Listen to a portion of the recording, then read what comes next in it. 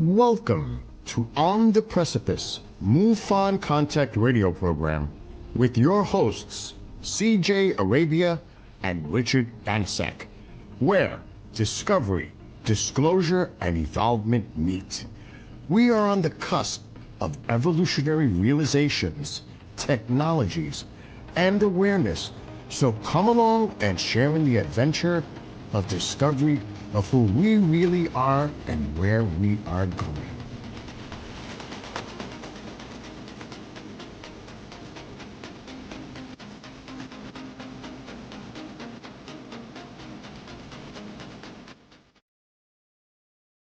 Good morning.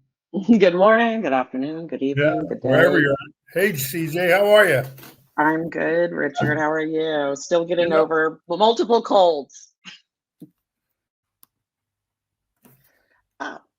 I'm sorry, a little bit of freeze there. You're getting over multiple what now? Colds. I had like kind of back-to-back. Oh, wow. So now I've got this sexy voice. So thanks for understanding. Well, we appreciate it. I'm glad that you're We're here in the canyon over by Loma Linda and Colton and Redlands. We have fog in the morning, last 3 mornings, up until maybe 10 o'clock. And, you know, it's in the 50s because we're the lower San Bernardino, San Gregorio mountain. So it's really been cool. And we've had the 50s here in the valley too, the San Fernando Valley, for a couple of weeks now. We've been in the 50s. We've been in the high 50s lately, but we were like 51 one morning. Yeah, nice time of the year for everybody, starting with the you know, this festive time and seasons and all that. So what do we have going? Well, we got so much going on. I mean, well, first of all, we got all the usual MUFON news, right? I mean, MUFON's always looking for field investigators. If you're interested in being a field investigator, please reach out to us. We've got our email address, which is cjandrichard@gmail.com. You can just go to the MUFON website as well, MUFON.com, and join and sign up. There's also the find a chapter page where you can find your local MUFON chapter, whatever state you're in, whatever set, you know, if you have a big state like California has even various chapters you can go to. You know, we need your cases too. Like if you can hear me right now, I would love if you would just take MUFON.com website and share it on your social media somewhere and just let people know that this is a place you can go to report a UFO or contact whatever's going on with you. Because there's a lot of people that don't know. And I know that we have field investigators that are always asking me for more cases. And so I just want to encourage people, share us with your friends. If you know who we are, awesome, fantastic. There's a lot of people who don't know about MUFON, who have seen something, who have experienced something, and don't even know that there is a place you can report it where actual human being will call you, email you, investigate your case, and you'll be able to ask them questions about what you saw. And so I don't know. I would just love to get the word out about MUFON to the people who don't know about MUFON. So thanks to anybody who heard me and decided to go ahead and share the MUFON homepage on your social media. And then a couple of Facebook groups. You know, we've been doing a lot of stuff. Richard and I are in field investigators for Southern California MUFON, but we talked to Shay is the state director for Alaska Northern Lights chapter MUFON. And they're going to start doing monthly Zoom meetings. And anyone in the world who wants to go to these Zoom meetings can. So if you're on Facebook, go to MUFON Alaska Northern Lights chapter. There's, I think, a group or a page or both even. Or just use our email address, CJ and Richard, and we'll guide you toward where you want to get. But there's so many great chapters of MUFON all over the country. And I just highly encourage you, if you're on social media, check Instagram, Facebook. They might have a page of your group near you, and you could follow them and show your support and find out about. Most of the chapters have some kind of a meeting that takes place that you can be invited to, whether it's online or in person. And that kind of brings me to, so Southern California MUFON, we haven't had a meeting since before our state director, Earl Grey Anderson, passed away, but that is all about to change. We're going to have an online Zoom, like a town hall. Paul Hynek's going to speak. Stephen Bassett, our friend, is going to be there. And that's going to be on November 16th at 2 p.m. Pacific time. And if you're listening to our show, I'll give you a little spoiler alert. which is basically that we are going to starting in January, on the first Sunday of every month at 2:00 p.m. Pacific time, Southern California MUFON is going to start having a Zoom meeting. And our goal is to raise enough money to get a space and have periodic in-person meetings with speakers and have events. But right now, the funds we have, we're going to stick with Zoom because we can afford it right now. And also we can book some cool speakers that maybe aren't in our, like Bassett is all over the country. He's here, he's there. So, we can book a few people that aren't in the area. So that'll be great. And I just want everyone to know you're all invited. Southern California MUFON, we have a Facebook page. Just Google us. I think it's like facebook.com/SoCal MUFON. And then we're also on Instagram. And we have our own website, SoCalMUFON.com. And we write articles. You can see all our field investigators, have a little bio there. And I don't know, we're going to be putting flyers for our meetings. So just wanted to get the word out. Share them with your friends, especially all of you who used to come to our in-person meetings. Now you can invite all of your friends because we're going to be online. And the first meeting will be, like I said, November 16th, kind of a little bit of a town hall. We're just going to group, gather, share some information. I think there will be a Q&A, so people will get to ask Bassett some questions.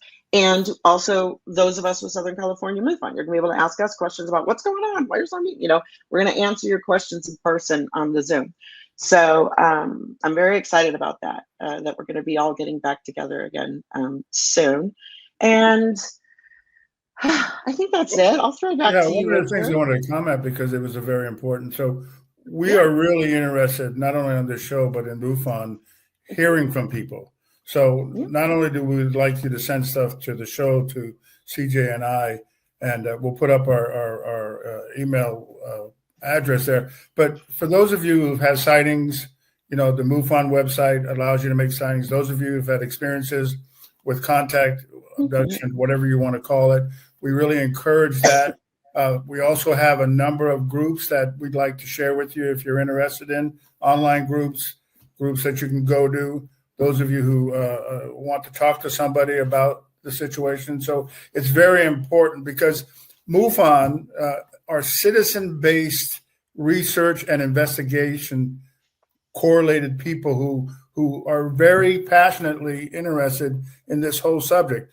And we all know, and we're going to talk a little bit with our guests about this, but disclosure, aliens, where we're at in the world, that's not going to come from somebody who claims to be Big Brother, Big Daddy, Big Mother, whatever you want to call them. It comes from the people.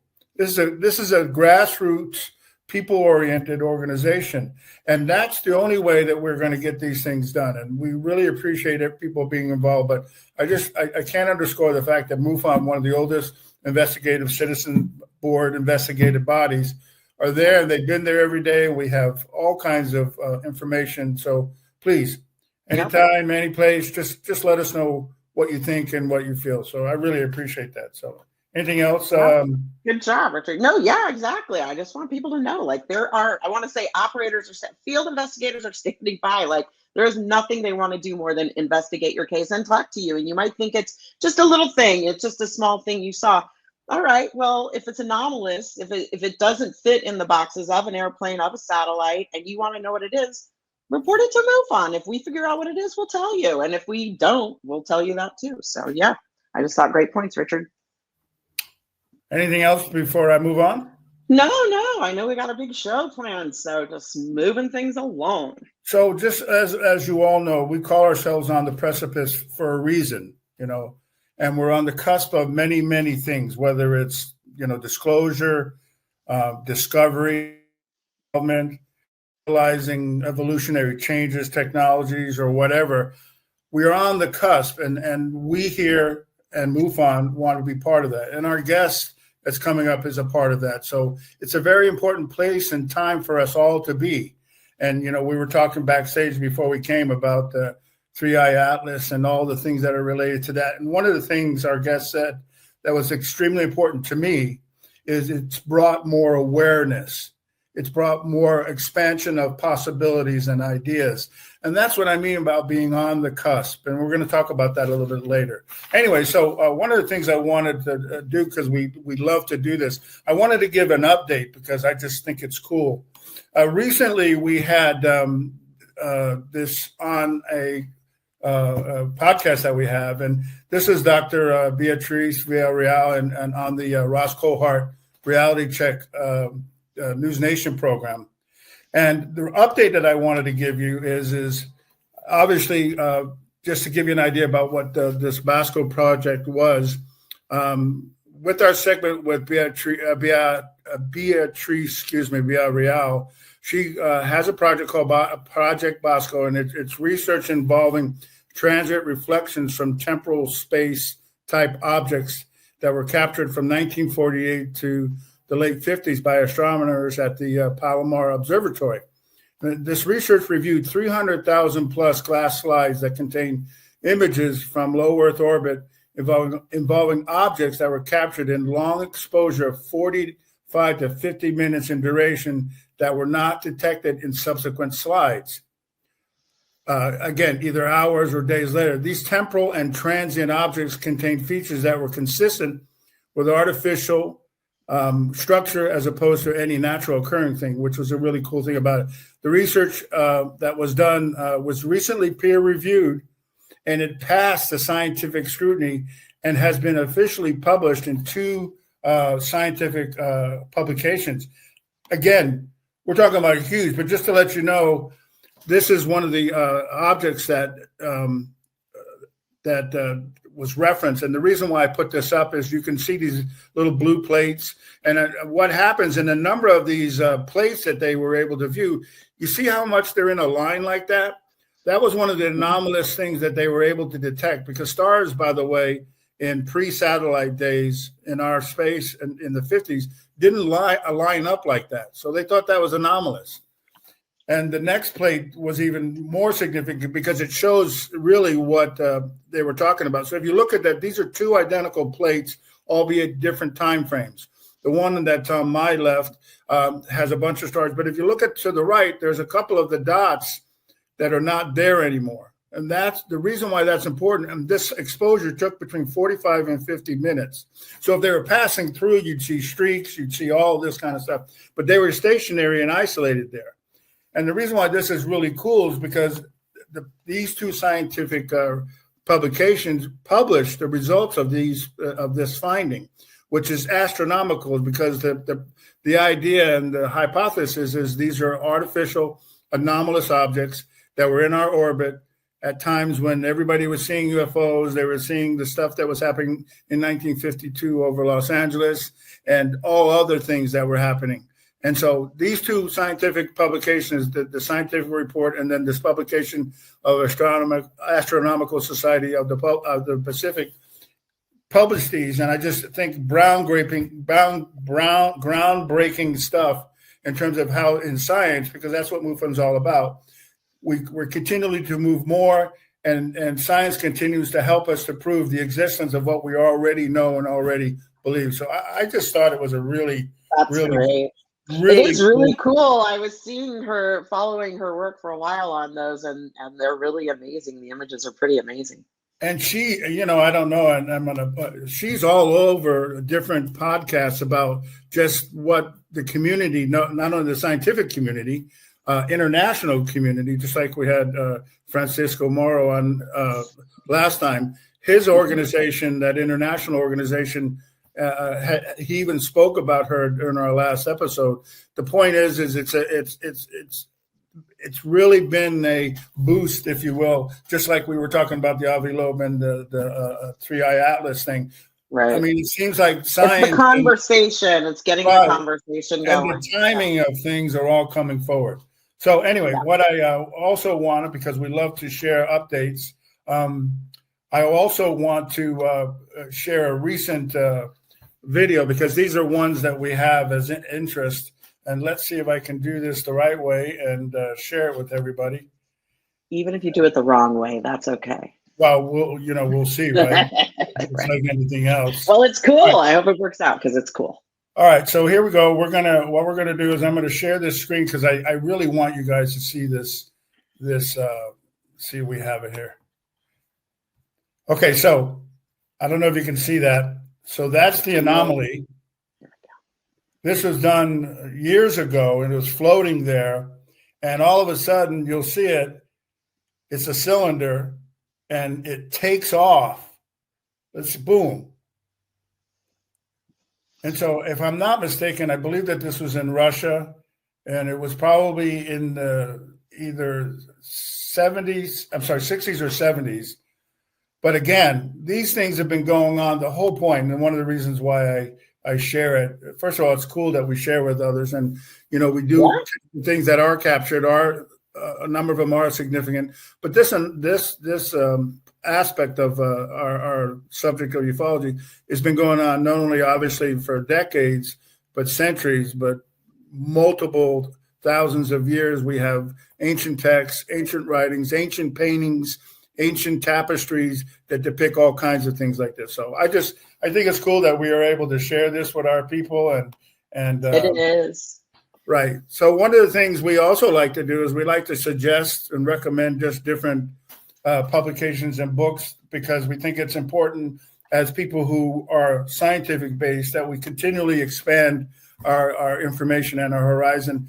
And one of my passions is and a book besides the abduction phenomena, and his work, Passport to the Cosmos. One of my favorite books. There was a reason why, too. I also put it back on. We had talked about it before because we're going to talk to our guests about Dr. Mack. But again, abductions, where they come from, who they are, all the people that were involved with it. We want to recommend these things. I think you'll like it if you read it. It's a good book. And I just think it's something that we want to continually promote in terms of education. Oh, yeah. I love books. I'm always reading a bunch of books. So now, just before we get started, just like to introduce Stephen Bassett to our program. Stephen, are you there? There he is. There he is. Is this a good picture of you? Yeah, that's a really good picture of you, by the way. They're better. They're better. Welcome to our program. And I will like to tell you that, Steve, you were generous and gracious enough to, at the busy schedule, to come on to our show and thank you. Yeah, be with us and talk to us about what we really are passionate about, and all those areas that I was talking to you about being on the cusp of where we're going, whether it's discovery, disclosure, impending things that are coming, or congressional stuff. So welcome. Thanks for being with us. CJ, is there anything that you want to say? Because we got like a bunch of questions and a bunch of things for you. Plus, I know you got a lot of things you want to say too. I'm sorry, CJ. Go ahead. Yeah. No, that's okay, honey. No. I'm interested in seeing what he says. I mean, I know we started talking before the show. Like, he's just fascinating. He's, always got the latest information because he talks to everybody. Like, you're just with everybody. And I think you're one of the people most people want to talk to. So I'm just excited that you're here. And thanks for coming down to talk to us today. I am always available to help out a fellow member of the Hollywood Disclosure Alliance. Thank you. We're going to get into that. So I'd like to ask you a couple sort of personal background questions before we get started. Is that okay, Steve? Yeah, but I have to warn you, my life is not that interesting. You know what? I bet it is. So one of the things before I get going, I'm just going to have to talk. So Georgia Tech, the Yellow Jackets, I just want to make sure, because I'm a Florida State guy, so I mean, and then you went to a really good school that in St. Petersburg. So are you from Florida? I spent a lot of years in Florida. My father was Navy. He was stationed there a number of times. And then I went up to Tech for a couple of years and eventually finished up at Eckerd down in St. Petersburg. Right. With a degree in physics. But I graduated finished up really in the end of 69, early 70, and in the middle of a lot of chaos, because when I wasn't in Florida, I was in DC. So I've been back Right. and forth. I have family there, and I've lived in DC and for many years, and I'm just in the middle of it all. So let me ask you a question. It was funny because, and if you don't mind to go back a little bit. So just tell us about young Steve. You said that I'm really interested. Your dad, was he a career Navy man? Yeah, my father was career Navy. He retired as a warrant officer And what did he do for the Navy? Well, he was pretty much he always worked in the medical, I guess you could say corps, that section. He was actually at Guadalcanal. I think he was on one of the hospital ships, but he might have gone ashore. He never talked about it. That's not unusual. So, but he was in Guadalcanal, and he was in the Pacific until the war ended, and then came back to. It took months to get back to Mare Island, and he was immediately assigned to Bethesda, and he met my mother almost within weeks, and wasted no time. And so that's what started me. Get into business. Hey, so let me ask you, and the only reason why I asked this, my dad was a career Air Force guy. And so one of the things as a youngster that happened with us, we lived overseas, we lived in a number. So how was it? Because I have my own thoughts, as a youngster. So how many times did you move when you were a kid? I don't want to complain. God knows it. My father was not what do you call it? I forget the name of it, but there's a top level track officers. You got your lieutenant, your commanders, all the way up to admiral. Sure. He was the warrant officer track. Right. And they get removed more. And so we moved a lot. And there's a reason that military brats, as we're called, end up going in the military, because that's all in a sense. You don't really get connected to communities because you're not there long enough, and unless you really make an effort, particularly the parents. But a kid, what does a kid know? And so you grow up in a certain way, and there are a lot of commonalities in all military brats. And but when I almost went to the Air Force Academy, I was accepted, but there was a mistake on my medical exam, and the class closed out. Otherwise, I would have gone in the Air Force Academy in 1964.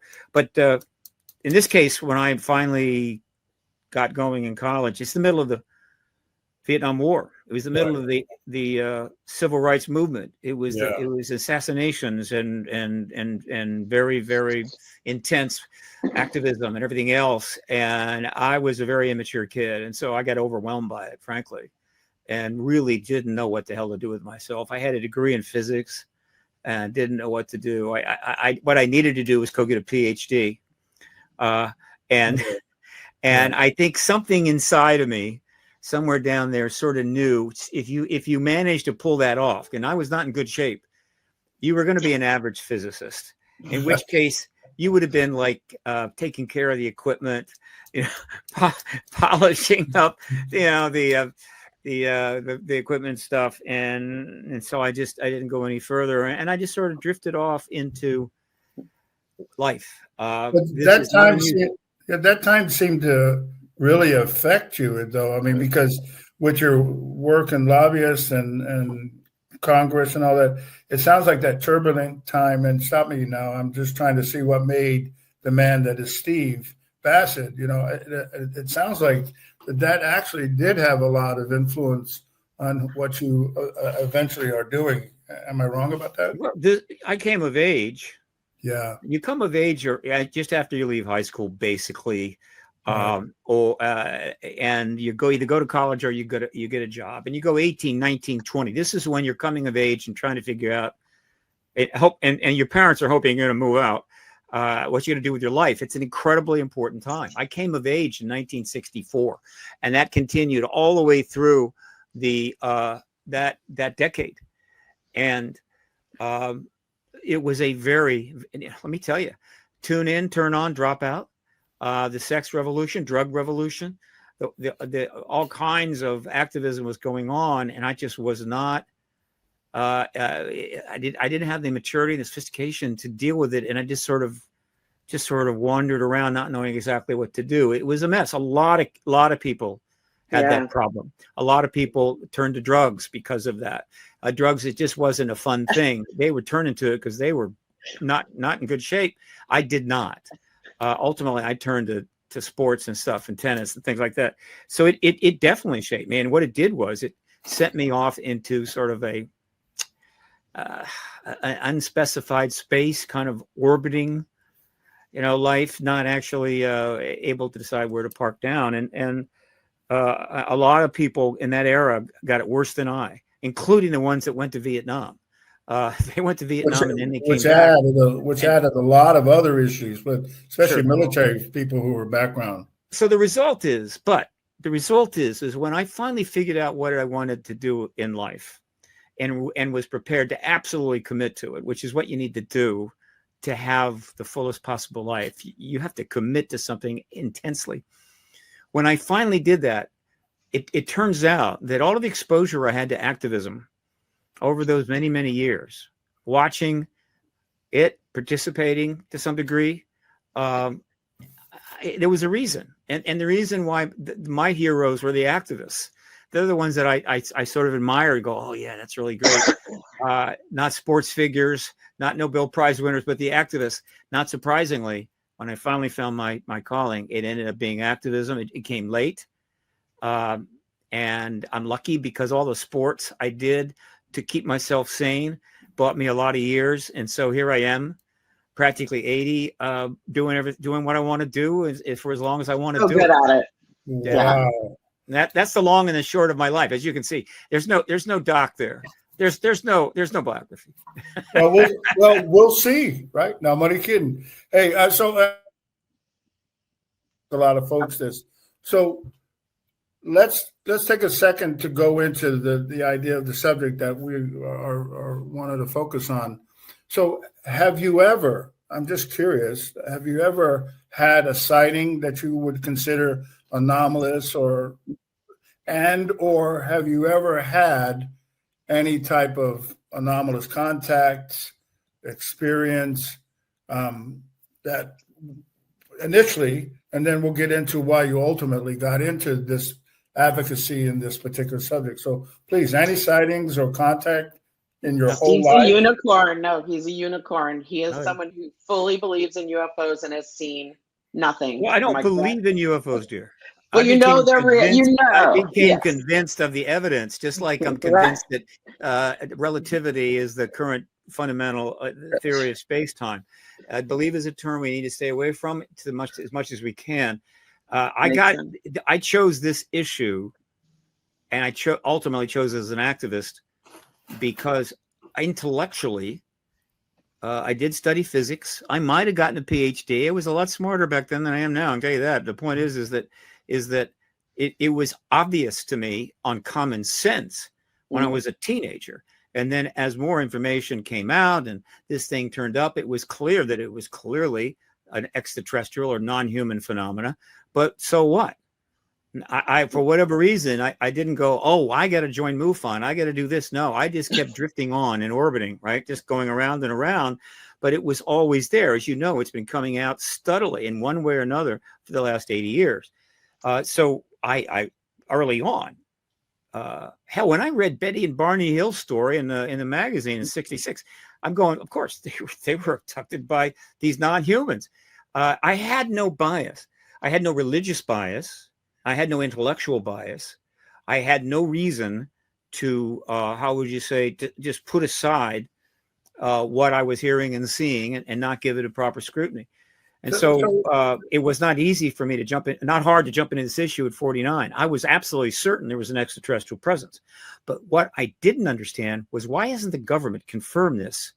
And then, of course, while I was up at John Mack's operation in Cambridge is when I realized, because politically and for national security, they have deliberately chosen not to, as well as deliberately chosen to prevent us from figuring it out or concluding.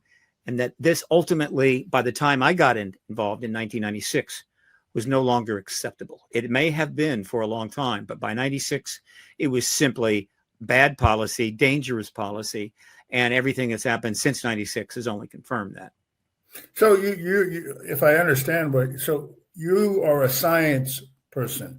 And you are a person who's apparently have been fascinated with science since you were a kid. Now, whether that was shows, whether it was your dad, whether it was your own curiosity, the way you looked at things, and that sort of laid a foundation. And then it sounds like coupled with that, your experience through those turbulent times in the 60s and 70s and onward, obviously, and just the whole idea about where we were at in terms of our paradigm, both as a country, militarily, and then in a government sense. And then you have all these issues that relate to what has evolved in this particular subject. And maybe this is a little bit deeper as we go on. I mean, this idea of conspiracy, this idea of secrecy, this idea as it conflicts or combats democracy and the need of the people to govern themselves. And, in a democracy, and again, I'm going off, but in a democracy, secrecy is an exception, not a rule. And, you go on past that, and then you have all these advocacies speaking about different points of view and all that. So it's an interesting mixture of who you are. And that's the idea about this conversation. We're not trying to figure you, we're not trying to dissect you, because we couldn't do that anyway, because you are who you are. But it's interesting to see what, not only your passion, but what makes you tick.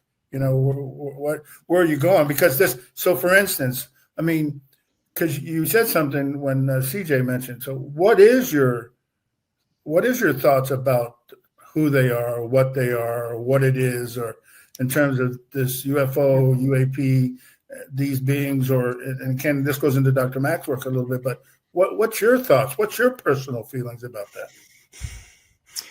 Okay. I was never a practicing scientist, but science is what interested me. And after that, I read and followed it, but not as a practicing scientist. I never had that career. I went off and did a bunch of other stuff, but that really didn't amount to much.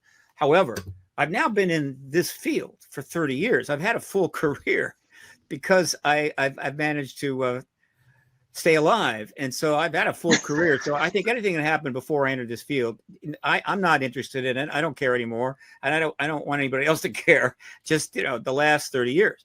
And when I got into this field, ultimately, I knew I was going to be an activist pretty quickly within a short amount of time.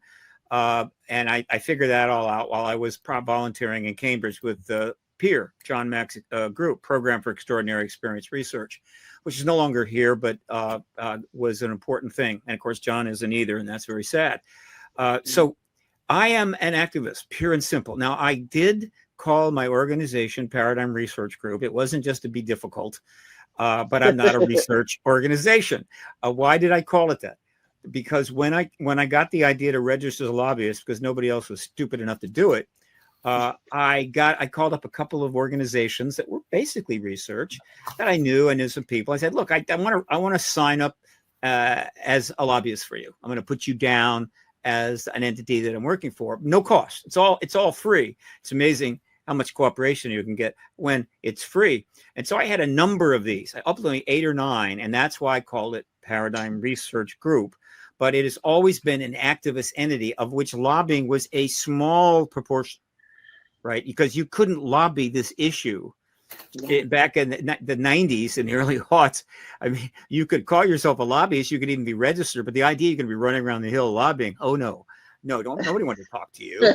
But I found ways to. Well, the stigma too. You didn't want to get stigmatized either. So there was, Too late. I didn't feel stigmatized, but the issue. No, but everybody else would. Yeah, sure. You were trying to.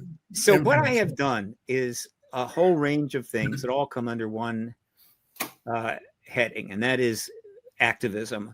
I'm a full-time activist. There really is not one. Well, let me do it this way.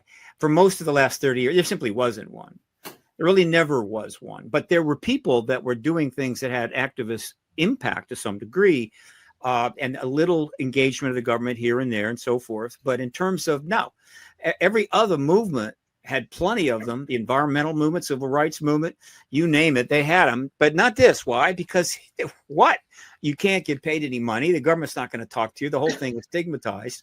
So, but I didn't care. And so I've done 30 years of activism. I'm not a researcher. And researchers have, various protocols that they have to follow, or they're not really a researcher. So they have to stay within certain lanes. I am not a journalist. They have significant protocols they have to do and stay in, which is fine. All right. I'm not a witness, military type witness or government witness who have all kinds of restraints on them. All right. So the fact is, I don't have any constraints. That's one of why you need activists. No constraints at all. I can say whatever I want, when I want, how I want, and where I want. Hopefully I say things that are meaningful and helpful, but I'm going to say whatever the hell I want. And that has been missing in this field. So like in all the other areas of contention where people want the government to do something, there's lots of activists that are saying whatever they want to say and giving the government a hard time, but not in this issue. But now there are more activists, obviously. I mean, Danny Sheehan has been an activist his whole life, and now he's practically a full-time UAP disclosure activist. And there are some others that have actually signed up as lobbyists, so I'm not alone anymore. But most of the last 30 years, I was the only one, and it was not easy, to say the least, but I've loved every minute of it. I have no regrets at all. Let me ask you before we get, I'm sorry, CJ, did you have something you wanted to say? No. And I'm sorry earlier for switching the screens. I was trying to feature Steve in the spotlight, but for some reason I can't. It might be, I'm wondering if we get rid of your screen share, Richard, if it would let me feature Steve. I'm not sure. Rotate him around, CJ. It was like I was juggling and it was awkward, but I didn't want to interrupt the flow, but that's why the screen was jumping around. I was trying to make Steve big and us small, but I can't for some reason. So, before I get away from Dr. Mack, I just want to have your opinion on something. Have you read Ralph Blumenthal's book, The Believer? I have read some of it. I didn't get a chance to read it all, but go ahead. No, it was just curious because, he and others who knew him really well, often wondered did he believe what he believed, and, he was involved with what he thought. So any thoughts on the book, Ralph Blumenthal, but ultimately what you think Dr. Mack would think about the book itself, and was he a believer? Well, first of all, I actually mentioned to Ralph Blumenthal, and he's a great guy. I mean, I admire him greatly. I wish I could meet him. That the title bothered me a little bit because the term believer is a stigma term. Always has been. Mm-hmm. And he had a response that I've heard it. Yeah, I've heard it. Yeah. And he's a journalist. He's not this is not something he's been involved in his whole life, but he chose to get that subject and he put that in there. John, and he knew him much better than I. I didn't know him that well. I just happened to volunteer for his organization and met him, but I obviously followed him, read his books. Right. He was a true scientist. He was able to get at least one peer-reviewed, paper. It might have been two. It took a lot of effort to do that, but that kind of stopped when Harvard tried to throw him out. And he approached it that way. He was not prone to making absolute statements that were not yet backed up by the full power of the peer review process and so forth.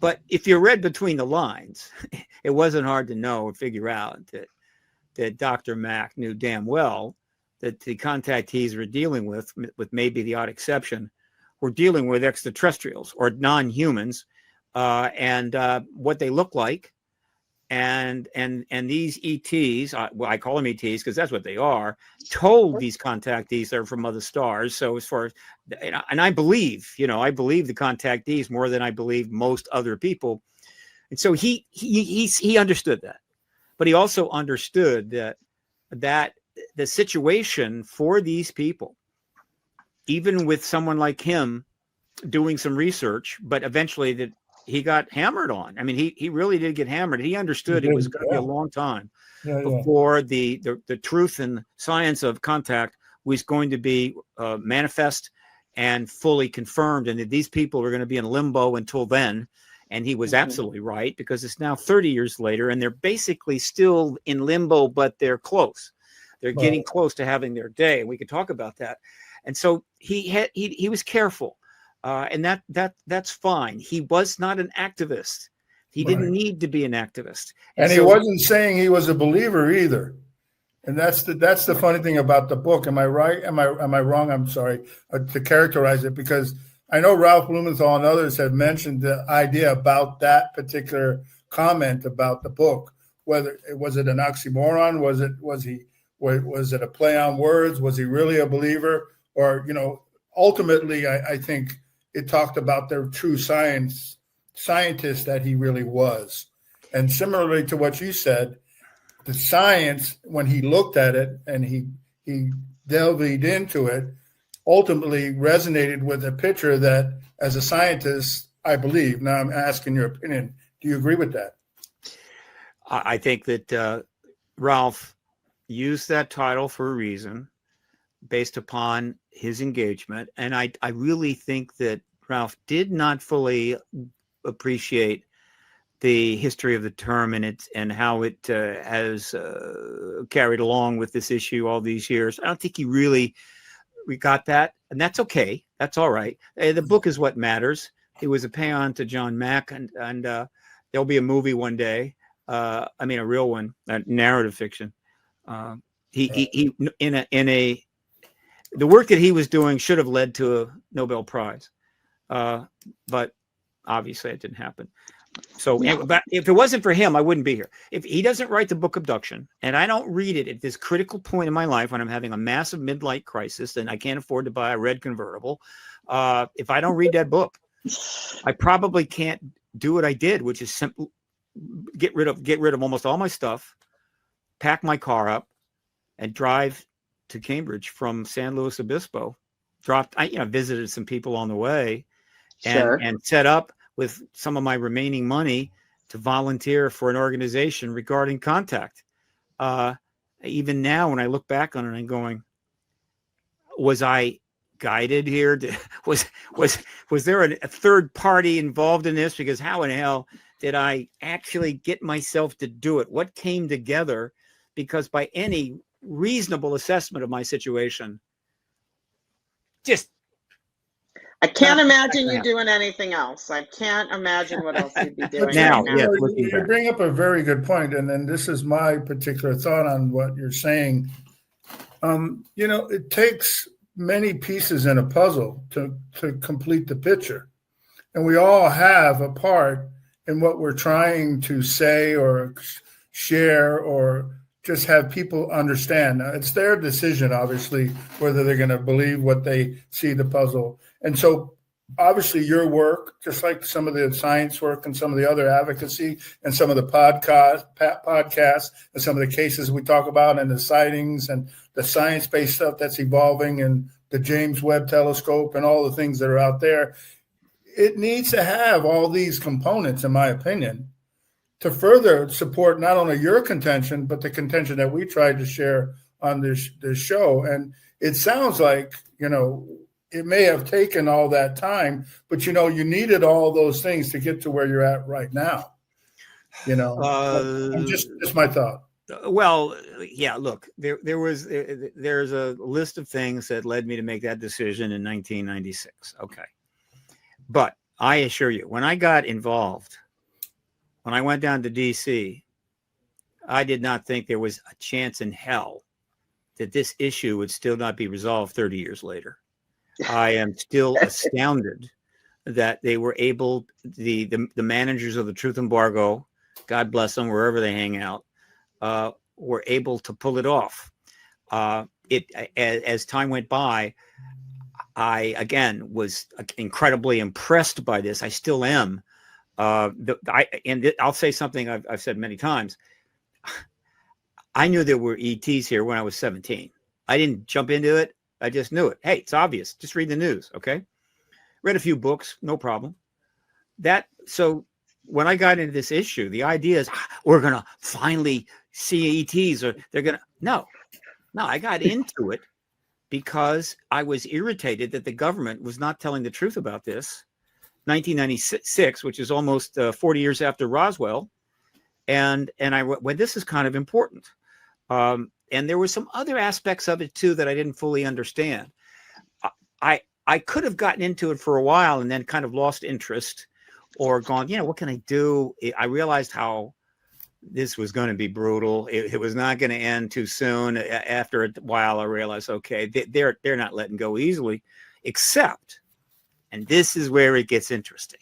This is where if I could sit still and maybe get a little funding, because you just can't go off and do this, and write a book about the truth embargo, or get the money to do a film, a Ken Burns type film. The truth embargo, to me, is more interesting, more fascinating than the extraterrestrial presence, which we know quite a bit about, and they kind of do the same things all the time, right? We know what they look like, right, and so forth. We don't know for certain where they're from, and obviously there's plenty we'd like to know, but overall, we kind of got it, and it's like, what? What I began to understand is that something was going on that started in 47, right? In a sense, might have started a little earlier, a little later, but overall started at 47, that was way bigger than the presence of ETs itself. In other words, the modern era of the engagement of extraterrestrials wasn't just, they happen to be hanging out here, but in fact, it was a directly tie-in to the development of human civilization, where it had arrived circa 1945 and where it was inevitably going to go. And that things actually were tied together, that there was an agenda, right, that exceeded, milking cows of their blood or creating hybrids or whatever. There was a even larger agenda. Right. And that, once I got that more and more and more, and particularly in the area of nuclear arms race and nuclear weapons, I realized this is way bigger than just ET. There's other life in the universe, way bigger than that. In fact, it is a moment in time in the history of the human race, which is about 300,000 years, and the modern era is about 12,000 years, that is unprecedented, as profound as anything that's ever happened. It will be one of the most extraordinary events in all history. And once I sort of got that, I was fine. There was nothing that was ever going to take me out of this. Nothing that was going to stop me from doing this. And I was going to stick with it until the very end. It was not hard to do, but it took a little time, a few years before I started to get this. And that is the real great story. That story has not been told. The story of the truth embargo has not been told. And it's probably a $20 million flick minimal, and a very difficult book to write. But that's what really gets my attention. Let me ask you this, because you bring up a remarkable point.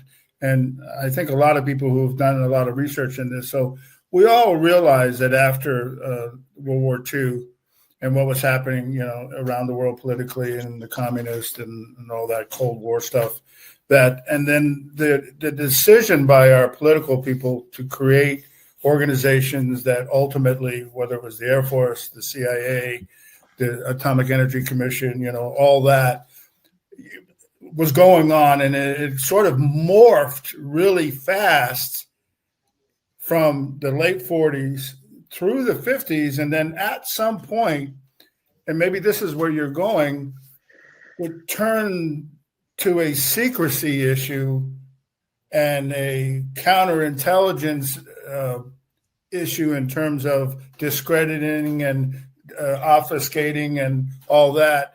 And so I'm wondering, you bring up a point. So let's say what you're saying is true.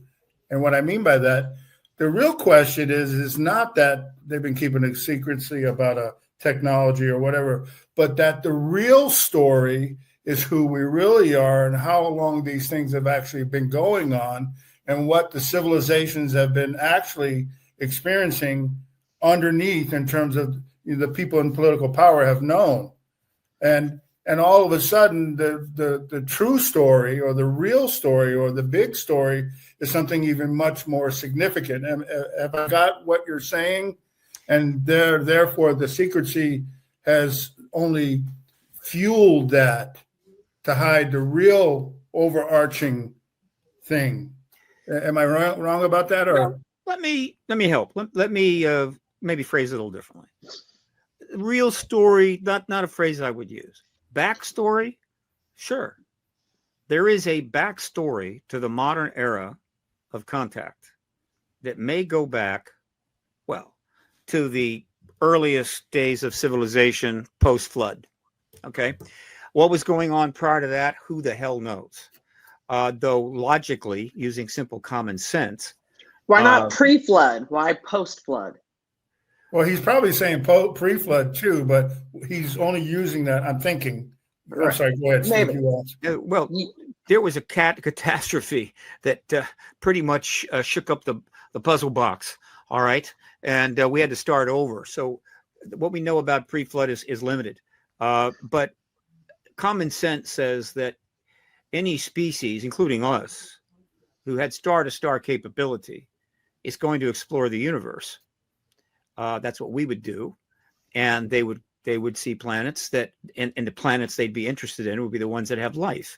Obviously, there's only so much you can learn from a non-life planet, but there's a lot there. But you could pretty much master it pretty quickly. Life, on the other hand, infinitely complex, and probably untold numbers of examples. And so they could have easily visited our planet over, not the same ones now, but we could have had visitors checking us out, checking out the planet, research, going back as far as you want to go. Pick a number, 1 million, 10 million, 50 million. Okay. It's a long universe. Okay. So I think logically that happened.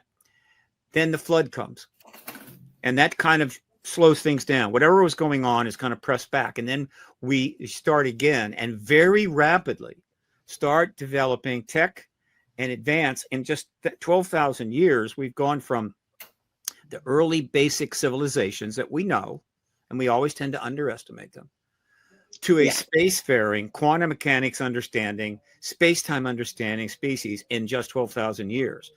And so I think during that period, the planet becomes far more interesting than in any previous time.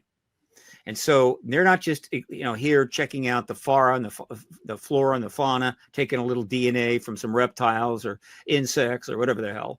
They are very much interested in this clearly developing sentient species that's going to be the sentient species on the planet. And I don't rule out the possibility that the reason we are here at all as humans is an intervention by the ETs. And we're getting now into fun stuff. And I don't mind getting into fun stuff. I don't put it out as fact, but I put it out is worth looking at. Conversation. Yeah. In fact, there's a study that just came out. I'll refer to it in a second. I may even be able to show you the article because I'll do a screen share. But ancient aliens, there's almost no area of this issue that ancient aliens, which has done, I don't know how many, 100 or whatever. 20 something seasons, Yeah, has not touched on in some way. And generally gives you something to really think about. Sometimes it's a little too far off in left field, but there's a lot of very valuable information and insight on those shows. Kevin Burns did a fantastic job. I wish he was still here. And so the concept is really straightforward. We have finally learned, we've become aware that the number of Homo species was many. There was a time when we thought it would be like 1 or 2, right? Because it's not easy finding those fossils. But we've been digging and we dig and dig and dig, and we've been finding more and more Homo species. So at one time, there have been a number of them, many of them parallel, overlapping. And these are all moving forward in time. And some of them ended up as orangutans and monkeys and gorillas or whatever. And as we know, none of those particular results have computers or invent things. But one species did. And so the thinking is that they chose one of the Homo lines and interjected or dealt with their genetics in such a way to ensure that they were going to travel under a path that led to very powerful brains and ultimately sentience. And they only chose one because, as you can see, even amongst our own species, we have issues. You don't even want to think about another fully separate, how would you say, species that's not us, that's also got high technology. Now, there's an article just came out. This is another example. We've reached a point now where almost every aspect of the field is seeping into the mainstream, turning up in an article there that would never have turned up 40 years ago, 30 years ago, 20 years ago. But the stigma has dropped way down. The barriers are coming down. We're in a wholly different place. Yeah, and so absolutely. this kind of seeps out of the ground like oil, right? In that show, right? Hillbillies. And so here's an article that I can convey to you, that because I chronicle the press religiously. Let me do a quick share. I'm going to go here. I'm going to share the screen. I'm going to do this, and I'm going to go up to. I don't think you know what? So Steve, I don't think you're going to be able to share your screen. Not that you won't, but I can go ahead and do it. But what I'd like to do, Bill, I'm sorry, Steve, I apologize because Bill just texted us. I want to go ahead and take our mid episode break. So in just a couple of minutes, we're going to go on a break. And then when we come back, I want us to not only talk about this whole real story or backstory, or whatever you want to call it, and then we'll come back and talk about the rest of your stuff. Okay? Great. Sure. All right. Hey, guys, we'll be back in just a couple of minutes, I guess.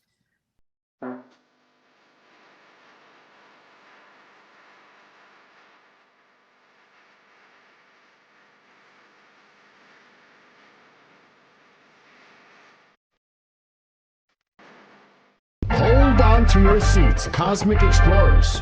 KGRA Digital Broadcasting, the unrivaled #1 source for raw, uncensored paranormal and UFO talk radio, has just unleashed a sizzling online merch store. Stay cosmic on the move with accessories, rugged phone cases, vibrant yoga mats, and notebooks perfect for jotting down UFO sightings. Ignite your obsession with the unexplained through bold, exclusive gear that demands attention.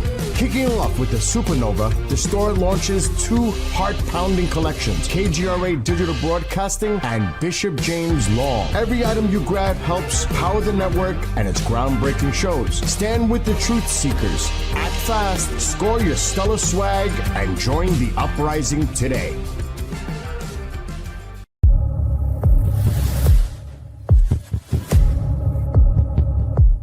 So you don't care about his life. You just care about covering up your little top secret stuff going on. Meanwhile, this man's dying.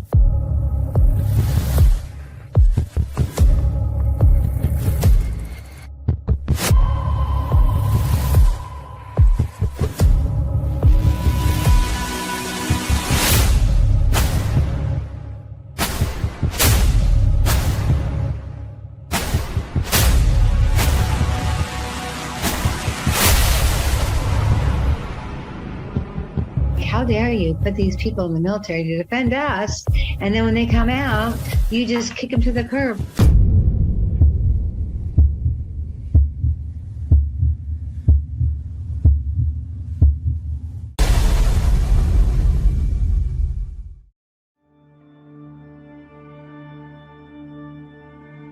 As UFO reports come in from around the world, the Mutual UFO Network, MUFON, is there. We continue to explore new cases and build our massive database. We share our information with the world in a number of ways. If you would like to be part of our investigative team, you are always welcome. What could be more exciting than exploring the UFO question firsthand? Join MUFON, find your friends.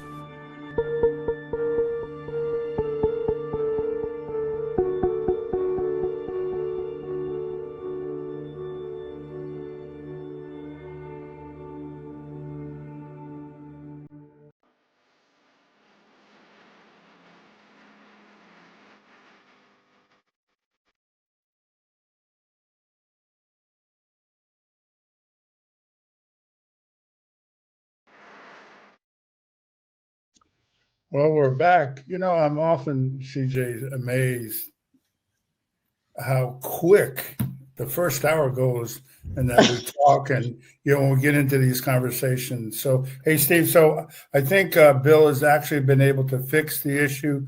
So if you want to bring it up, if you can share your screen, if you still want to do it, because I want to finish that. And then I want to get into some of the paradigm research stuff and, some of the other questions that both CJ and I have so that we can close out our show. So you want to try to bring that stuff up and see what you have, and then I'll see if I can share. He's a pro. He's been on KGRA before. So, do you see it? You know what? Coming up, there it is. There it is right there. Okay. I can see it. Okay. So when we start up, I'll immediately start talking about the articles I was referring to. So Go for it. Go for it. We're up and running again. Oh, okay. Hang on a sec. Well, this is my print media archive. And you can see the URL is news Paradigm Research Group news items.html. I've got 16,000 articles linked here. Wow. We're over 700 for 2025, which is not the biggest year, but still non-trivial. And I've just loaded up a bunch more, and I will be keeping these up to date, of course. Wow. But there's always developments going on, and I think I was talking earlier about the fact that the barrier and the stigma is pretty much gone, and this stuff just keeps seeping out, regardless of what the managers of the truth embargo would like to have happen. They do push back from time to time, but they cannot win. Essentially, they've lost the game; they just don't know it yet. Right. So here is what recently came out, and it's been written up in the New York Post. Alien DNA found inside humans. It was inserted into our genes. Bonkers new study claims. And then in the Vice, alien DNA may exist within humans. And in the Toronto Sun, no, I'm sorry. And then another article here, alien DNA. This is about a study that has not been peer reviewed yet, but it's definitely a significant study. And it's remarkable for a number of reasons, not the least of which is that what this researcher, Dr. Max Rempel, has found is that he has identified DNA that is not, how can I put it?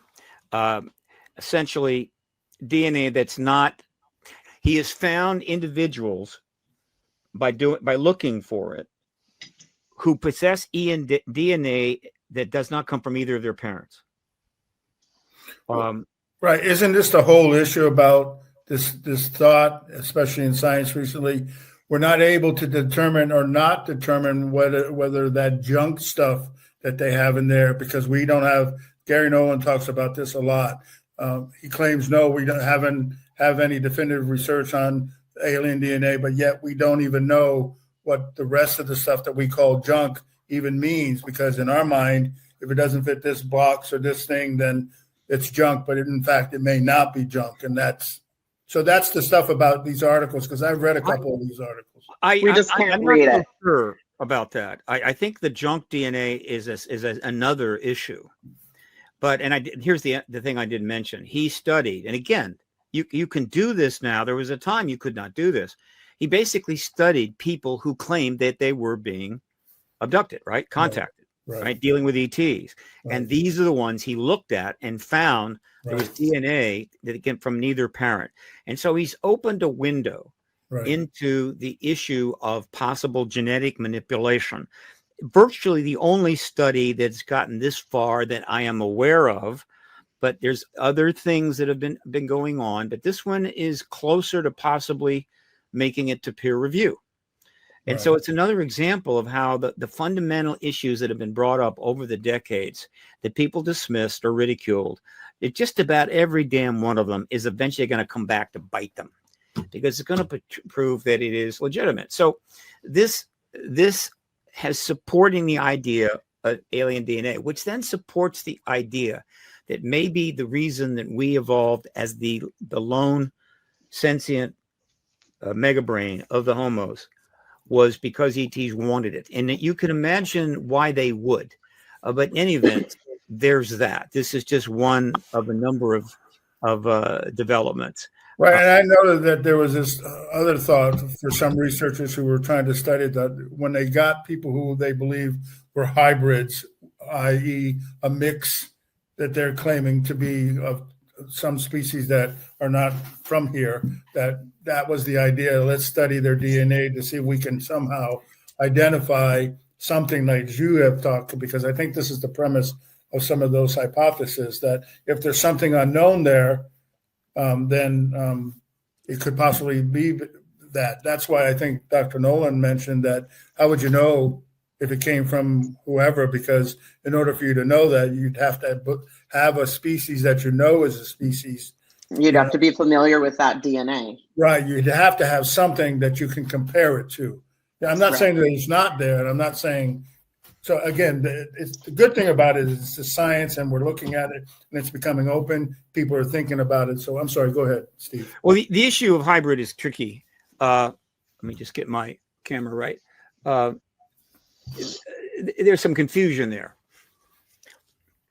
If extraterrestrials have actually manipulated DNA in some of our ancestors in order to send it up on a path that would lead to the kind of brains that we have, which is what basically that's what separates from these other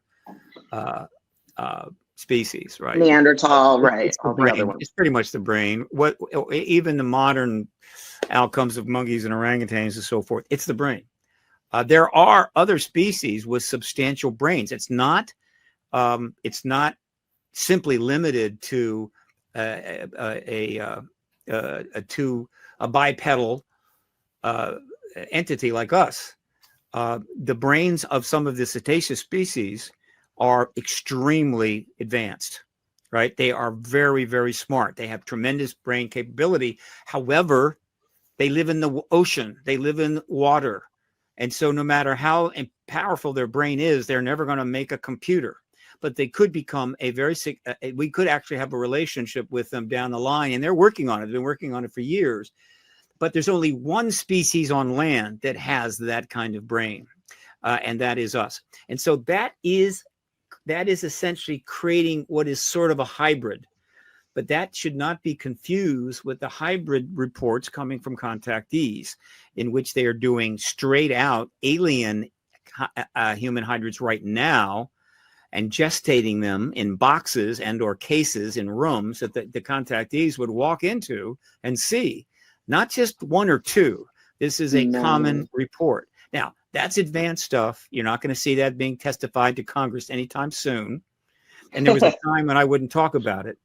But I'm inclined more and more to do that, because I do not want the contactees I want to let them know that they have not been forgotten, that they will have their day. But the political process leading to disclosure, unfortunately, has to set that aside. We can't mention it, but it is not the focus of the political process underway. It's not in the UAP Disclosure Act, but they will have their day, but it will be after disclosure. And we will be talking about the idea of actual alien human hybrids. But I think this is really important, if we can get a handle on what we call the other kind of hybrid, the other kind of intervention, if we can establish that, in fact, the reason we're here and able to do what we do right now is because of an ET intervention using advanced genetics, untold thousands of years, well, going back probably 300 to 400,000 years, then we owe our existence to them. And therefore, we might want to be a little more circumspect of how we view them, right? And not be immediately reaching for a nuke. You know what I'm saying here? Or just generally being difficult. We're getting into some wild stuff here. And you haven't even fascinating though. Yeah. You haven't even broached, and maybe you have in yourself, but to me, you haven't even broached the other aspect of our subject that we are going back and forth, just our subject in terms of ufology, the whole idea of consciousness.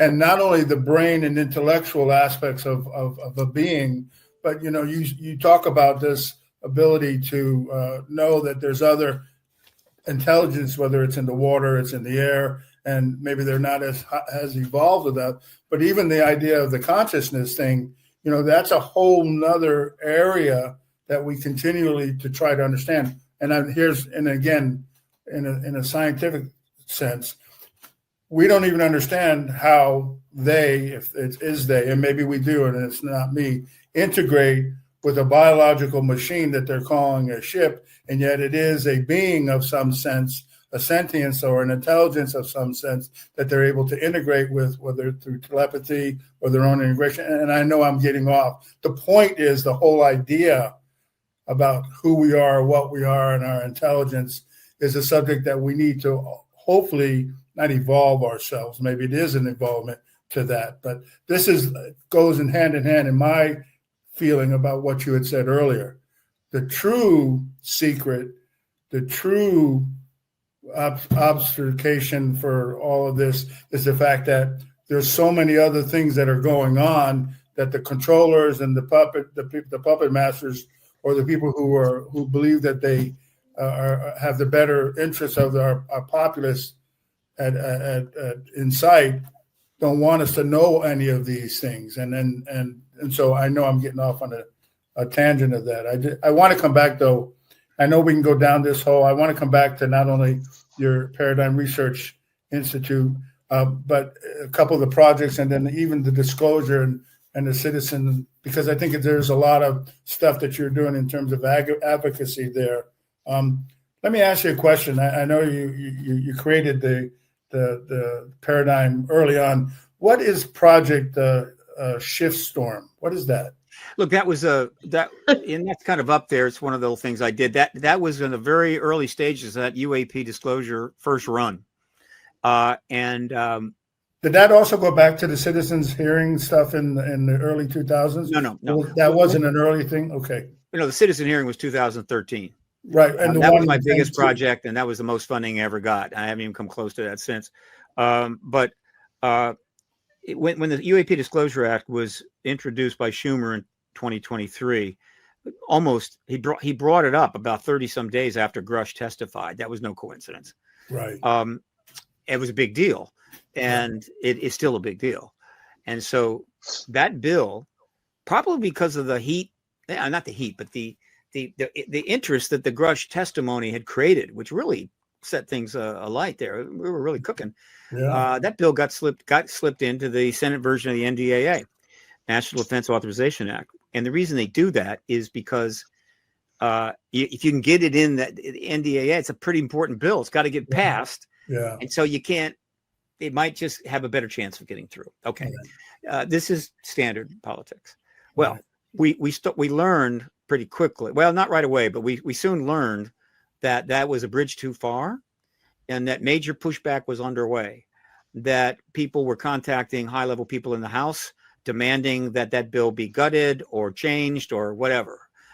There was a heavy-duty focus on the eminent domain issue, which is one of the reasons why we were certain the lobbyists and representatives who were working from and being compelled by the defense contractors. So this is the game. It's a serious game. It's a hardball. And so we all responded to various ways, Danny Sheehan and others.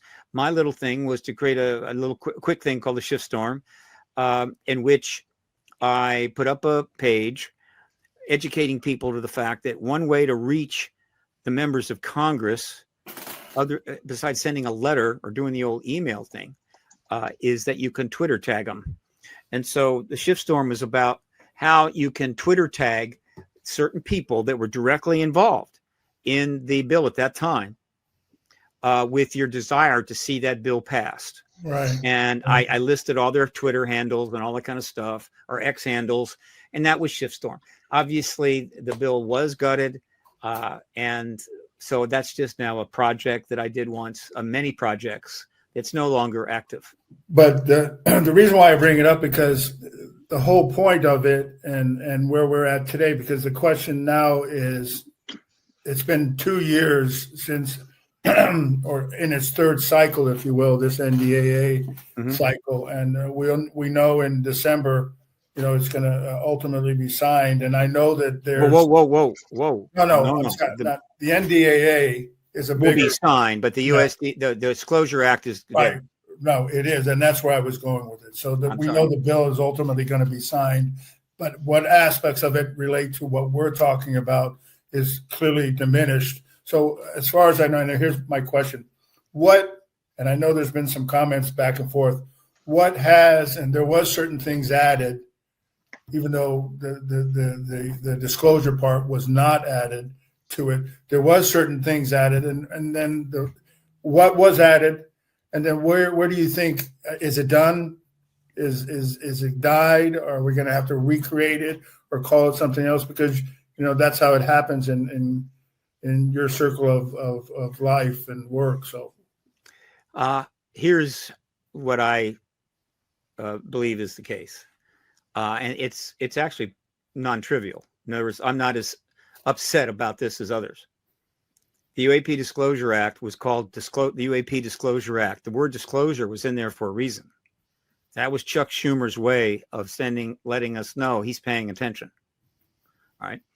And I hope he was using the capital D version. That's the one I came up with nearly almost 30 years ago now, 28 years ago, that it's a proper noun. It is the event. It's the confirmation event. It's the confirmation from the president. The other stuff, which is going on all the time, is small d disclosure. MUFON has been in the small d disclosure business since it was formed in 1969. But capital D is another matter. I hope that's what he meant. So the bill was it. It had everything. That bill had everything. The only thing that you might have added was additional add-on witness protection stuff, which you can't have too much of that. But there was some, and there was some in previous bills. But in this case, you can't have too much. But other than that, it was the package that basically is going to bring it all out. Okay. And while it might start the process if they had passed it, but ultimately we're not going to get that much until the president confirms. But I believe that had the bill passed, confirmation from the president could have followed fairly quickly. So it was cut in half. They took the powers out. They didn't have the balls enough to take the whole thing down because the level of public interest is unprecedented. So they took the powers out and left the basic bill. They set up the archive, and some stuff has been dribbling over there into the UAP archive at our National Archive. Check it out. It's actually happening, but it's nothing that's going to shake, rattle, and roll. But still, it is there. But the powers to really go where we have to go were taken out. What happened then is that Schumer and Rounds resubmitted the exact same bill the next year. They didn't modify it to see if we could get a little something else in, meaning, maybe add another. No, they just put the exact same bill in. And when it was essentially stopped in a different way, the first time around, they put it in the NDAA and forced it to be reconciled because it was already in the bill. The second time around, they submitted as a standalone amendment that would have to be voted outside of the bill, right? That's a different process. And this time it was stopped cold because in the amendment process, there are certain chairmen of certain committees that have the ability to put in a block.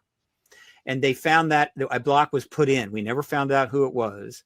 And so rather than just let that happen, they did a diplomatic move and said that somebody had messed up and forgot to submit it to some office on time, and therefore it won't be included. It won't be voted on. That was a strategic move, because if they had withdrawn it because of the block, that would have signaled a kind of defeat. So they said somebody screwed up and didn't deliver it. No problem. And then a year after that, of course, which is this year, they submitted the same bill again. All right. And what can I say? The message is clear. It's not really so much a defeat as a victory. It is two very powerful senators with additional backing from other senators have said, you didn't give us the bill the first time. Now we're going to do it again. You didn't pass it the second time. We're going to do it again. We're not going to submit some half-assed bill. What we have there is okay, but it isn't enough. And so they submitted it 3 times. The third time it went in as an amendment, and it actually got carried over to the House because they got a couple of House people to sponsor it, co-sponsor it.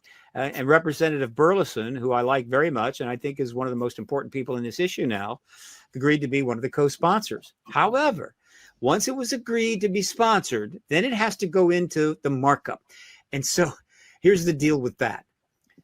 Every single potential amendment to the NDAA has to be viewed by staff on the markup process. There were 1,000. And so they sort of got down to that bill and went, no, it's not good enough. And so it was shut down there.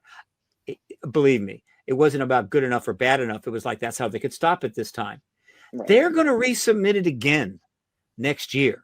You can count on that. And so I'm pretty high on this. I am very, very much impressed. And the other thing that's worth noting, and I can't say this enough, that in this whole process in which this bill was submitted 3 times and cut in half and then rejected here, rejected there, the only time that it became a bit partisan and I don't think this was a good idea. It was a mistake. However, when Rounds and Schumer went in and read in a statement to the Senate, nobody was there, but they read it in the Senate, so it went into the congressional record, and basically said, this is the first time around when it was cut in half. We're disappointed in our Republican friends that they had pushed back, because it was primarily coming from the Republicans, but not all. That was about the only time a partisan thing entered into this, in spite of the fact there is a bipartisan holy war. I mean, a hyper-partisan holy war going on literally while all of this is happening. Right. This is remarkable. And it is one of the things that should give everybody optimism. This is a nonpartisan issue. They can work together on this in spite of the fact they're trying to slit each other's throat. And so that gives me hope. So, since we're talking about that, so where is the disclosure movement at now, in your opinion, too? And then what do you think of this idea of the catastrophic disclosure idea? And is that something actually good for us, or is it really something bad? So what is good for us or something bad? What you were referring to? Catastrophic disclosure movement. Yeah. Well, generally anything catastrophic is probably not good for you. No, I understand, but I mean, it's you mean like the day after disclosure, kind of, where the president comes out and the stock markets crash and everything goes down? I've been asked this question many times. Well, the idea is this, that the government doesn't disclose, and so everybody just opens the floodgates with information that's irrefutable, and that it saturates people, it saturates all aspects of life, as opposed to shifting. I just don't think they would ever be able to show anything irrefutable. With AI, I would not believe anything that I saw on the news or the computer. I would just never. And I think that people that want to believe will still believe, and the people that don't want to will just say, no way, that's AI. That's a thought. Let me get back to your first question. Okay. Look, the trouble, and I've been asked this many times, the trouble I have with catastrophic disclosure, it's a messy term. It's a bad term. All right. It has too many definitions. And everybody, and people have different definitions of the term, which is definitely not helpful in language. You need to have a relatively defined definition, or communication becomes. But in terms of being part of the activist movement and so forth, it's not helpful. Any terminology that's not clear, which is why I came up with the idea of capital D disclosure, truth embargo, and so forth. It's not helpful. Now, one definition of catastrophic disclosure from the government's perspective is disclosure, right? Disclosure is catastrophic. If the president comes out to confirm it, that's a catastrophe for the managers of the truth embargo and those that have invested so many of their years in maintaining it.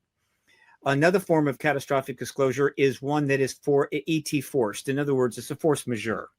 They put a couple of starships over Washington, D.C. and Moscow, and that's the ball game.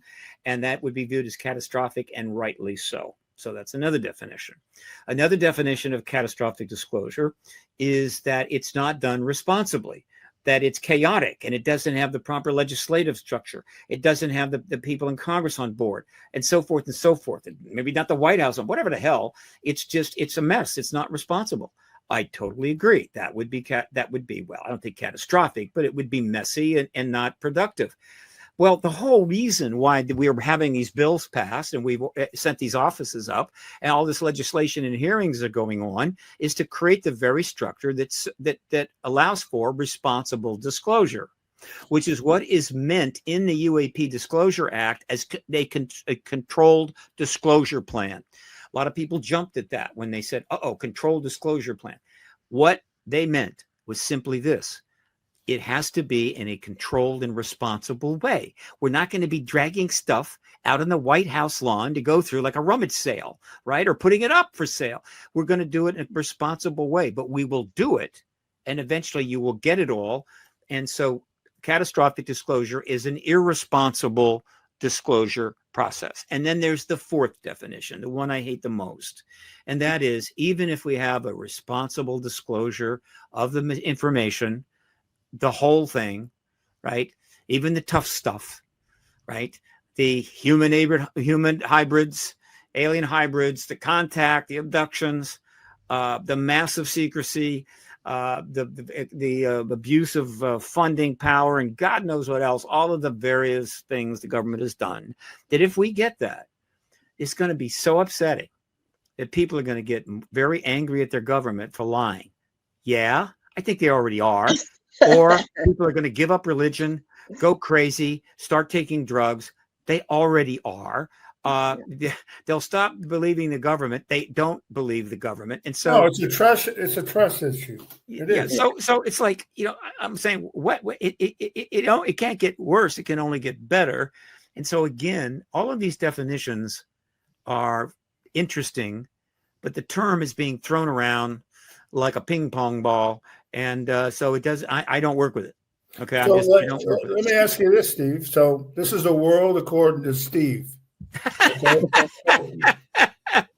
Go with me on this for a second. The world according to Steve. How does Steve?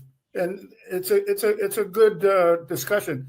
You tell us how you think it should come about. Disclosure. Okay. The reason why anybody should give a damn about the world according to Steve is because I'm a political activist. Right? And I'm not a scientist. If I was a scientist, we wouldn't have this conversation, right? But I'm an activist because there is something worth being an activist about. And in order to be an activist, you have to be able to project a sense of what is going on.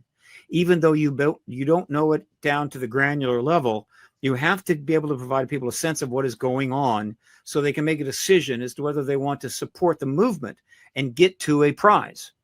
And every activist movement has to do this, right? The idea that in order to be an activist and get people to do something, you have to be a Ken Burns and deliver them a 50-hour documentary research with tens and tens of millions of dollars that shows everything that's happening in great detail. And you can go, nah, you can't do that.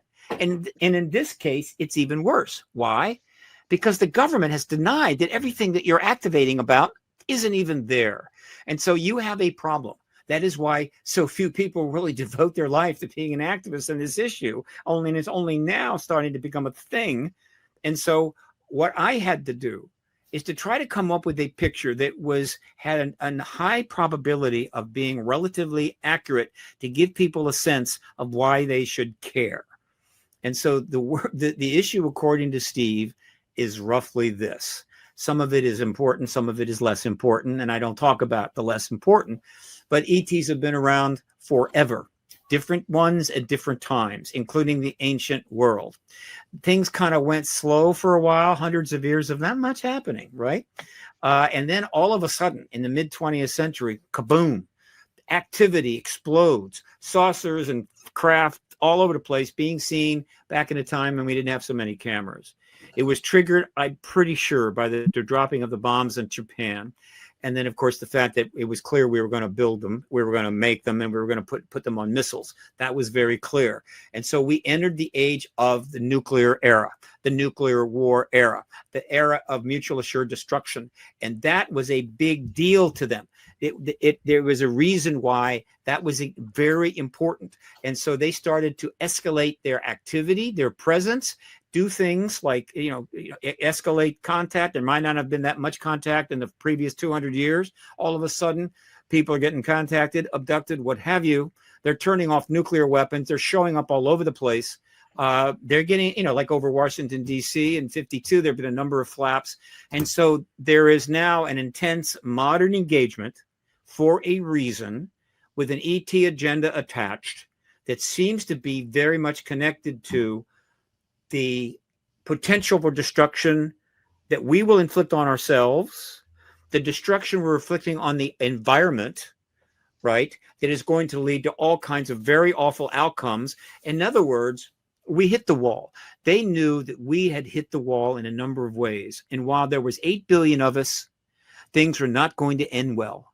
And we were going to end up doing enormous damage, setting ourselves back hundreds of years, destroying the environment in a lot of ways. And at this point, they felt that was a waste of a good civilization. And so they have been encouraging in various ways us engaging their reality, right? They put down crop circles year after year in the same field, so everybody will come watch it happen. In a sense, that's a message, right? They're not cloaking themselves.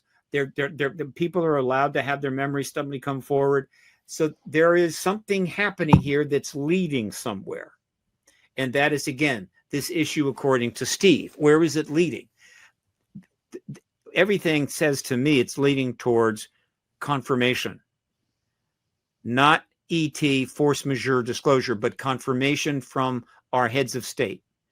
There's a reason why it would start with one and not two or three holding a party, right? Trying to get 10 heads of state to do this together would leak within a day. And so it's going to be one head of state that goes first, makes history, wins a Nobel Prize, whatever, right? And then the other heads of state will follow, in which case the world now has had confirmation they're not alone, and that virtually everything they've been hearing from reasonably responsible sources about this phenomena is true. And then we start diving in as a civilization, as a society worldwide, studying everything about it. Everything that you guys have done and every other organization has done, the research, the thousands of books, the hundreds of documentaries, everything, and then what the government reveals, until we just saturate human civilization with ET stuff and knowledge. And at that point, open contact is responsible as well. Open contact is where this is leading. Open contact is another thing altogether. And it is in the era, not of post-disclosure, which is incredibly important and coming, but post-open contact, where the real rubber meets the road, where they have the payoff.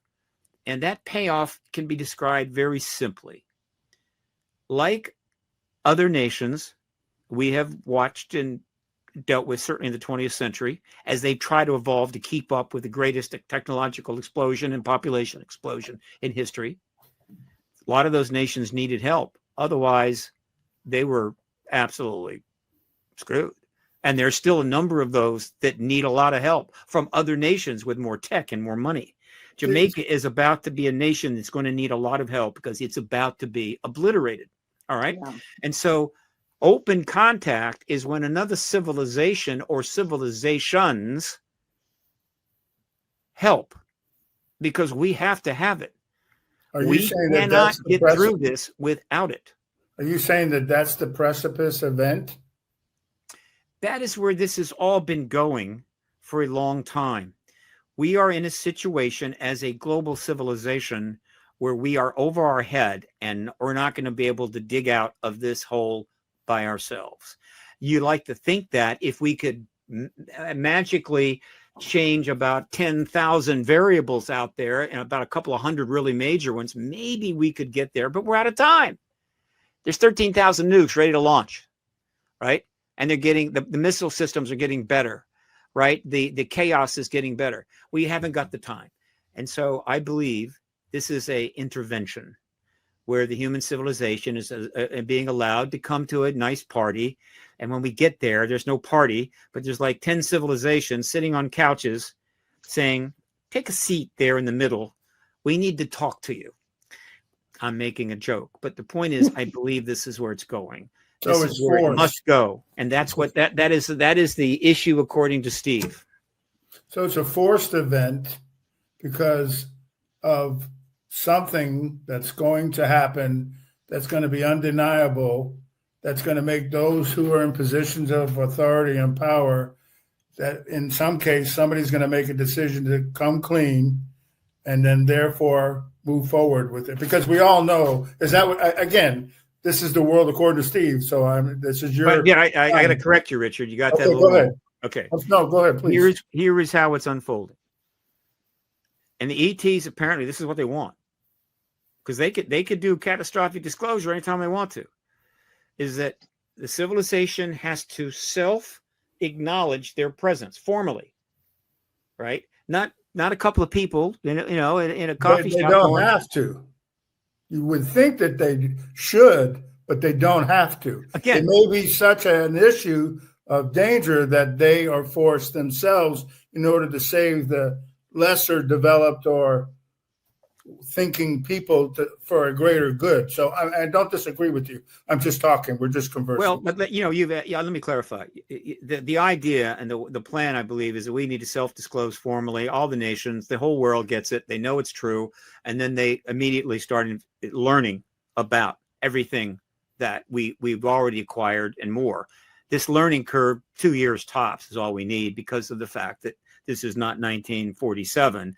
We have a massive global neurostructure here where everybody can talk to everybody, and you can, well, whatever. We have the ability to self-educate ourselves, take the whole planet to school, and get a PhD on ET stuff in 2 years or less. And then open disclosure can take place in a responsible way. And then that is the ultimate endpoint of this, because open disclosure leads to what I believe is a cooperative effort to solve the problems we have with help from a more advanced, more technologically sophisticated civilization or civilizations. And that's how we get out of this mess. Now, if we continue to continue to dance to this music, right, and not sit down, if we keep pushing it away, if the opposition to disclosure continues somehow to drag this out, in spite of the overwhelming pressure that's building on them, at some point, the ETs may decide enough is enough, and they force majeure this, right? Now, if we launch some nuclear weapons, or not. Because, well, again, I'm giving you according to Steve. No. According to Steve, there's no or not. No. Well, again, and I'm just adding the idea that this current civilization is 12,500 years old. There's been previous civilizations that have come up. I'm just saying somebody may decide in those positions of authority in the ET world, you know, let's let it start again. I'm just thinking as an idea, as that's where I was going with it. It's one thing for the civilization or group in a Mesopotamian area 8,000 years ago to, you know, get wiped off the face of the earth by another group, start over. Now this is different. We are full global spacefaring civilization. It's a different deal. I don't have a problem with that, but here's my thought. You're assuming that those old civilizations were wiped out. Nobody said that they didn't get enough technology, that they live on another planet. I'm not saying you're saying that. I'm not saying you're saying. I'm not. I'm not down with that. I don't believe there's been any high-tech civilizations prior to ours, even before 12,000 years ago. But it's cool. It's interesting. It's fine. But I'm just not there. I'm there with what I've just told you. And again, if we don't disclose, then at some point they may lose their patience. But but there may be another factor here, and this is this is why the movie A House of Dynamite that just landed is got to be watched by every living person in this world, certainly every American. I agree. This is a message delivered all these years. How many years? 36, almost 51 years. And wait a minute, 61 years after failsafe. Now we have another fail-safe that's even more realistic, even more intense in a sense, though fail-safe was incredibly intense. We're going to launch some missiles here.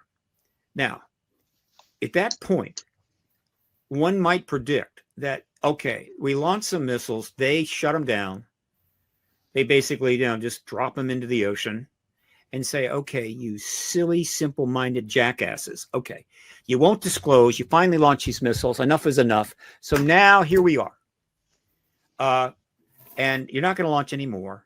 And now we're gonna get together. We're gonna work with you. You're gonna fix this stuff because you're just really an embarrassment to the whole goddamn galaxy. That's possible. It's not an unrealistic possibility, but who wants to roll the dice on that? Right? It's also possible that ultimately, if we launch those weapons and we essentially make a good deal of the world uninhabitable, create unimaginable suffering and slaughter, that it would be like, okay, you did it. We're gonna head home now. We're gonna go back. We'll be back in a while, maybe 500 years, 1,000 years, and see how you're doing. That is also a possibility. Time to them may not be as tight it is for us. 1,000 years to them may be no big deal. So I don't know. I can't rule it out, right? but that could be what happened. If we launch, that is going to be the seminal moment. This is what we've been leading to since 1945, after we tested at Trinity and dropped it on, and killed 200,000 mostly non-combatant Japanese people, and confirmed to the galaxy, we will kill anything. We will kill anything. We will kill ourselves, our uncles, our aunts, our own people, we'll kill all the planets. There's not all the animals. There is nothing humans won't kill, because we haven't quite evolved beyond, certain kind of strictures. We confirmed it that day. And so if we launch the nukes tomorrow, it is the logical outcome of these last 80 some years. And it would be like, okay, you made it clear. You just can't let that go. We have a big galaxy to cruise around in. We'll see you in 2,000 years.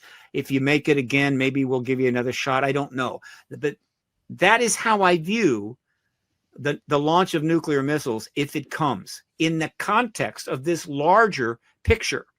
Now, obviously, the people working over at the Pentagon and the people working in our national defense and in our SAC bases and so forth don't have that larger picture. They're not allowed to have that larger picture. There are a few that do, who are retired, and they happen to be what I believe will be hopefully the next witnesses before Congress. I'm talking about Bob Salas, and I'm talking about Robert Jameson, if his health holds up, or David Shindeli, or Jacobs, as well as some of the security guys that were at the bases when the missiles were shut down. They have this larger view to some degree. They've spent years thinking about it. But the ones that are in the missile silos right now, probably not. And so that's where activism comes in.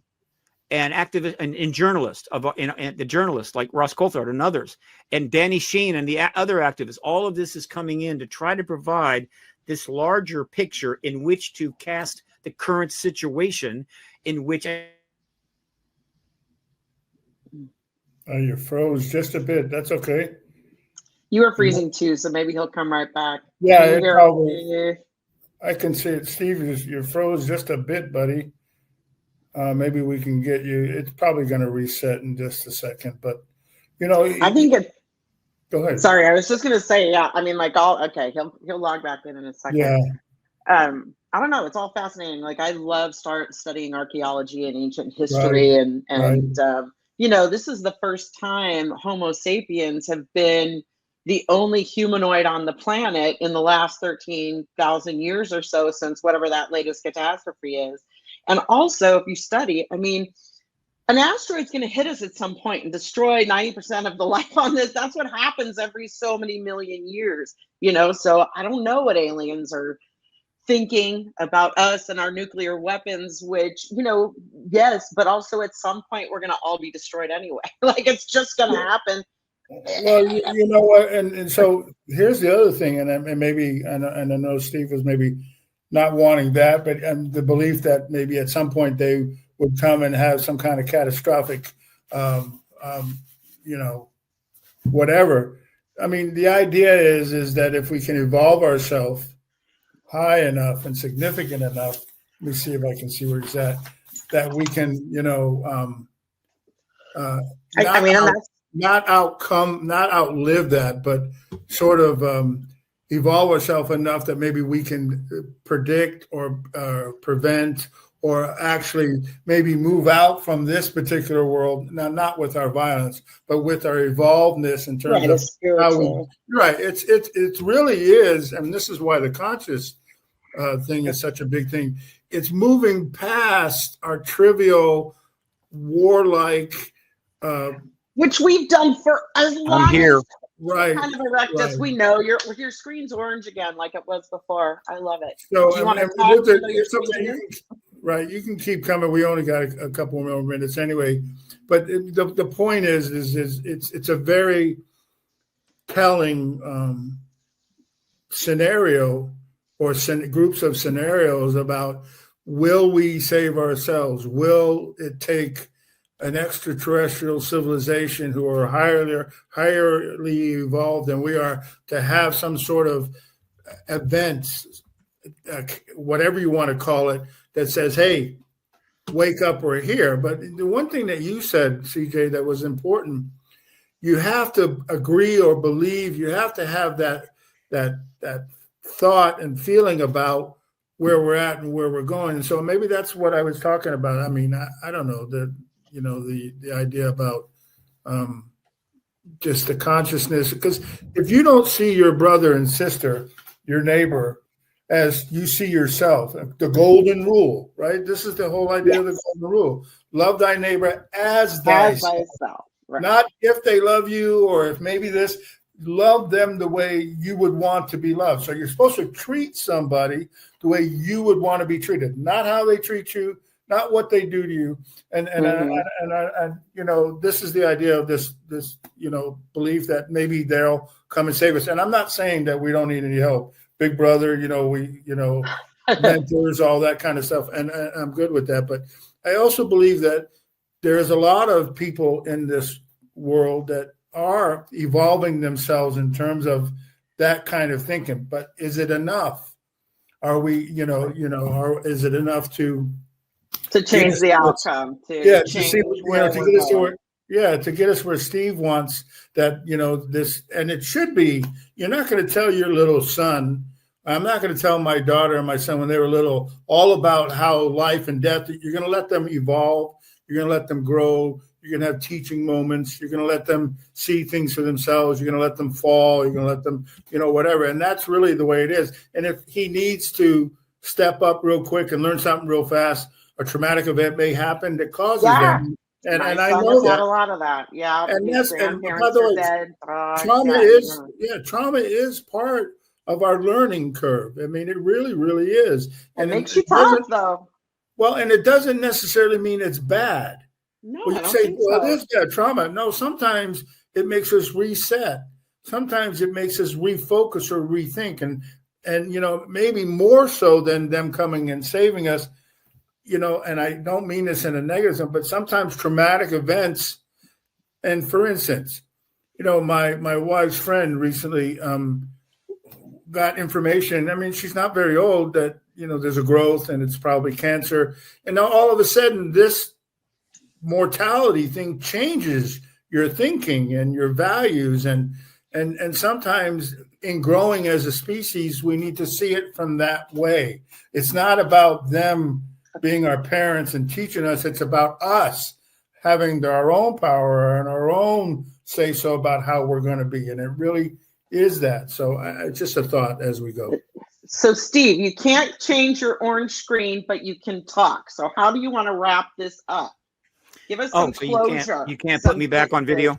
I don't know. I just see the orange screen that we saw earlier. Well, I'm waiting to be brought back in. You're in the room with us, but the screen is orange. Interesting. Hang on. We can hear you. The audience can hear you. And it's okay.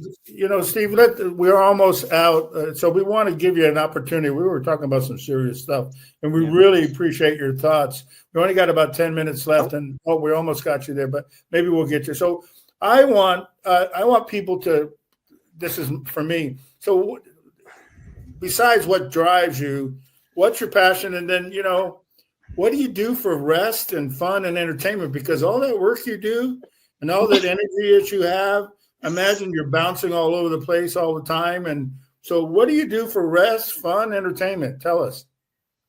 This may sound strange. I work 7 days a week. It doesn't sound strange. I would have guessed every day. I work 7 days a week, usually till midnight.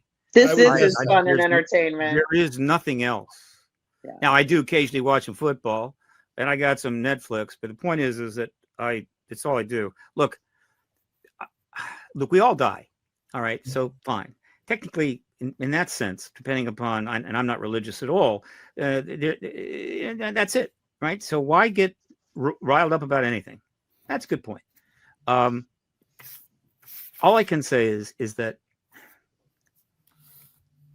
I didn't ask to be born in 1947, but I got born there. I didn't ask to live through the entire era of the nuclear arms race, but that's what happened. I didn't ask to see war after war after war take place, even after World War I and World War II. I didn't ask for television and the internet to be able to show me all the human suffering in the world. Human suffering brought on by war, slaughter, what have you, executions, head chopped off, all this stuff. I didn't ask for that. But there it is. I got an appreciation for civilization. I think we can do better than we can. It would be nice if the Gen Zs had something to look forward to. All right. And all I can say closes this. There is a direct tie between the extraterrestrial presence and the nuclear arms race and the invention of nuclear arms. The ETs have made that quite clear. We have got to get the nuclear shutdown witnesses in front of a committee as soon as possible. I've done everything I can there. Yeah. Every member of the committee has been given the information.